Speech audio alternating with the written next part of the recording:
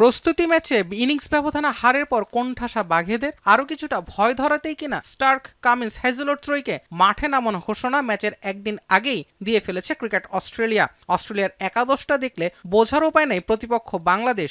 ইনজুরির কারণে যখন টাইগাররা এমনিতেই দুশ্চিন্তায়, তখন মনস্তাত্ত্বিক লড়াইয়ে আর একটু এগিয়ে থাকার চেষ্টাই হয়তো করেছে অজিরা, নয়তো সপ্তাহখানেক ধরে চলা গুঞ্জন উড়িয়ে কেন স্কট বোল্যান্ডকে এই ম্যাচে বিশ্রাম দিবেন coach Andrew McDonald.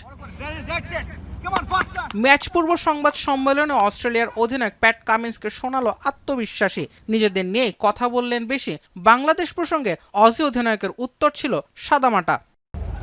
Don't reckon I've ever played an easy test match, so sure they'll be strong. A few of the guys we haven't really ever seen before, so that always brings a few unknowns going to the test match. But they've had some big wins over the last couple of years, got some really strong talent, so we've got to be ready.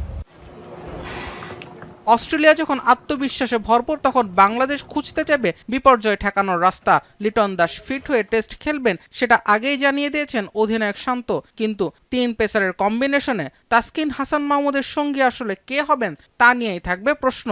তবে সবকিছু ছাপিয়ে tiger দলপতির কণ্ঠে শুধুই ভালো খেলার প্রত্যাশা।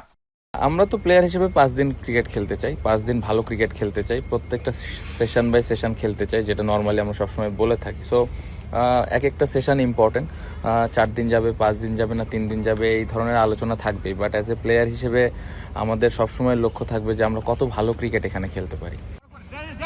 দুই দলে এখন পর্যন্ত মুখোমুখি 6 ম্যাচে 1 জয় বাংলাদেশের। অজিদের ডেরায় 2 ম্যাচেই ছিল ইনিংস ব্যবধানের হার। ইতিহাসের অন্যতম সফল বোলিং লাইনআপের সামনে দাঁড়িয়ে বাংলাদেশ মান বাঁচানোর টেস্ট খেলতে পারে কিনা সেটাই দেখার অপেক্ষা ডারউইনে। জুবায়ের আহমেদ, এখন।